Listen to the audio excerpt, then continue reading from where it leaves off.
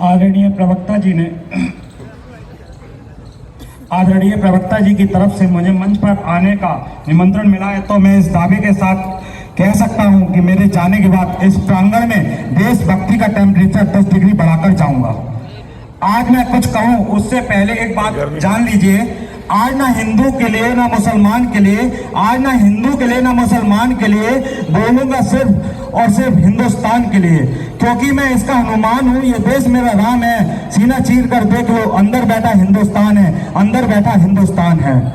जब जब हमारे देश में गणतंत्र दिवस मनाया जाता है और इस भारत माँ के बेटे को पुलवामा जैसे आतंकी हमले याद आते हैं, तो खून खोल उठता है और धड़कने तेज हो जाती हैं। इन्हीं धड़कनों से कुछ आवाज इस कदर निकलती है कि दावोगे अगर तो और उभर आएगा भारत, कि दावोगे अगर तो और उभर आएगा भारत, तेरे हर वार पे और निखर जाएगा भारत। कुछ जाहिल आतंकवादियों को गलत फहमी हुई है साहब कि पुलवामा के धमाके से डर जाएगा भारत, कि पुलवामा के धमाके से डर जाएगा भारत। ए पाक, तेरा ख्वाब नजारा ही रहेगा, तू किस्मत का मारा है, मारा ही रहेगा। तेरे हर सवाल का जवाब करारा ही रहेगा। कश्मीर कल भी हमारा था, आज भी हमारा ही रहेगा। सर्वप्रथम मैं संविधान के निर्माताओं और मां भारती के चरणों में सत सत प्रणाम करता हूं और कोटि कोटि प्रणाम करता हूं उन अमर शहीदों को जिन्होंने मां भारती की आन बान और शान के लिए अपने प्राणों को भी बलिदान कर दिया। प्रांगण में मौजूद माननीय अध्यक्ष महोदय, माननीय मंत्री जी, आदरणीय प्रचार महोदय, प्रबंध समिति, समस्त अध्यापकगण व हमारे प्रिय छात्र छात्राओं, आप सभी को गणतंत्र दिवस की हार्दिक बधाई व शुभकामनाएं। जैसा कि हम सब जानते हैं कि 26 जनवरी 1950 को हमारे देश में भारतीय संविधान लागू हुआ था। यदि आज हम संप्रभु और स्वतंत्र हैं, तो इसके पीछे हमारे देशभक्तों की शहादत व उनका त्याग और समर्पण है। गर्मा में संविधान श्रेणी, चटल इंडिया तक का सफर, हरित क्रांति, समृद्ध सेना, नारी सशक्तिकरण, पोलियो बूथ जैसे अभियान से तो हमने विजय पा ली है, क्या लगता है। परंतु एक कटु सत्य ये भी है कि आज हमारे पास राफेल तो है, पर गरीबों के घर पे राशन नहीं। सत्ता चलाने वाले शासक तो है, लेकिन देश में अनुशासन नहीं। तकनीकी तो है, पर पर्यावरण की शुद्धता नहीं। समस्या हर बात से है, लेकिन समाधान देने वाली जुबान नहीं। एक तरफ हम दूसरों देशों से अपने संबंध मधुर से मधुरतम बनाकर उनका दिल जीत रहे हैं, वहीं दूसरी ओर अपने ही देश में सियासी दांव पेचकर जहर घोल देते हैं। कभी राम रहीम के नाम पर, तो कभी मंदिर मस्जिद के नाम पर जब लड़ाई दंगे करते हैं, तो गर्व से भूला हुआ सीना भी छल्ली छल्ली हो जाता है।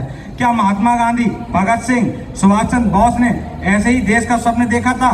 क्या हमारे क्रांतिवीरों ने इसलिए अपना शासन निछावर किया था? अफसोस इस बात का है कि हम रावण का पुतला तो हर वर्ष जला देते हैं, लेकिन अपने अंदर के रावण पर विजय नहीं पा पाए। कितना अच्छा होता है अगर विरोधी पार्टियां आलोचना करने के बजाय सुझाव प्रस्ताव पेश करके देशवासियों और हमारे नेताओं का मनोबल बढ़ाते।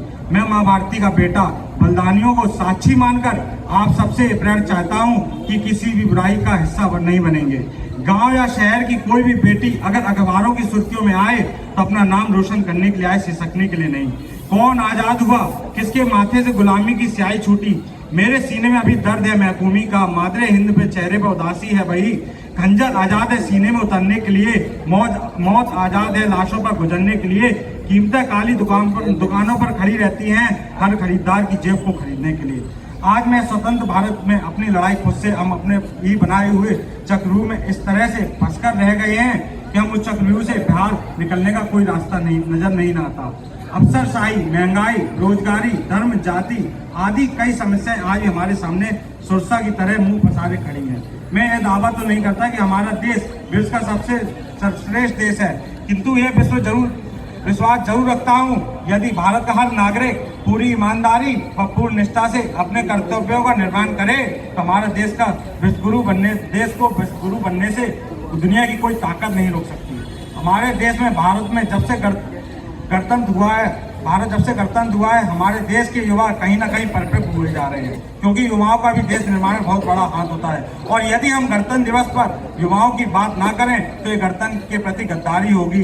तो युवाओं के लिए मैं दो शब्द कहना चाहता हूँ कि जमाने भर में मिलते हैं आशिक कई, मगर वतन से खूबसूरत कोई सनम नहीं होता। कि जमाने भर में मिलते हैं आशिक कई, मगर वतन से खूबसूरत कोई सनम नहीं होता।